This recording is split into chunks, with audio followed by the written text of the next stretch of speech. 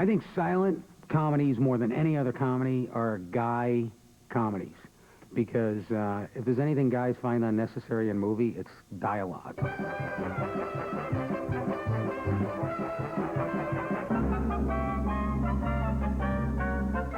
I mean, to me, nothing says I'm angry like dropping a grand piano on somebody's head. Silent film. They had to impose their peculiarities on you immediately. Basic physical comedy begins with those silent guys, and nobody in essence ever tops them. It's like watching a magic trick sometimes. You just go, this is not possible. And yet they were doing it. It was in real time, and it is more than possible.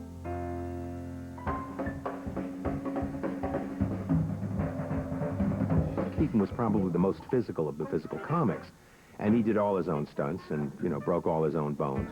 Keaton on that idiotic train thing is beyond belief. You just go, are you insane? Tons of water comes down on him on a railroad siding, and he broke his back at that time and didn't know it. It showed up later. They would never allow such things today. That Keaton did, that Lloyd did.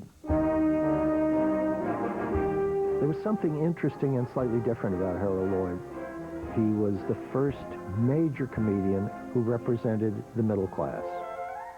He was the guy who worked in the office next door with the suit and the tie and the glasses.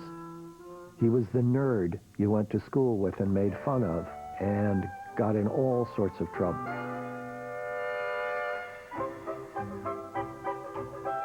I think the most memorable is his movie Safety Last, He really was climbing up that building. where he hung from a clock.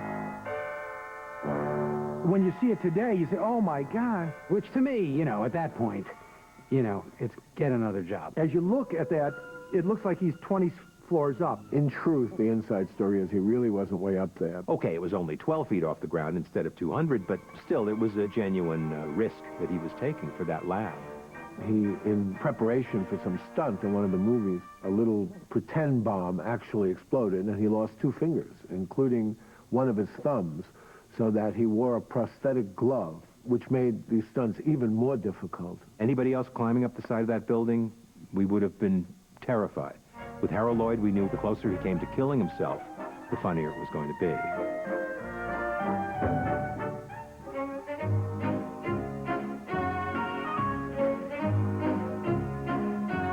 Charlie Chaplin, in terms of physical comedy, just there's things he does physically that I cannot figure out, and I refuse to go to mime class.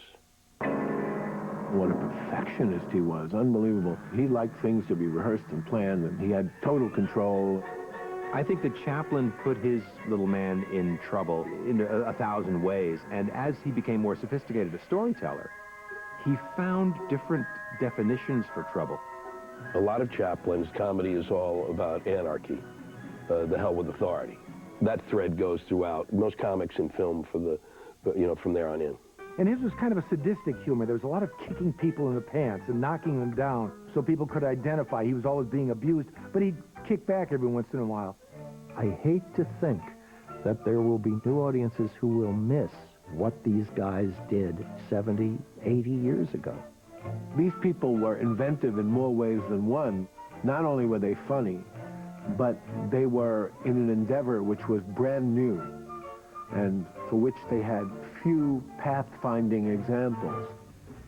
He's one of the silent greats, and he still inspires comedians today. The comedy antics of Charlie Chaplin continue next, part of our April Fool's Comedy Festival on Turner Classic Movies.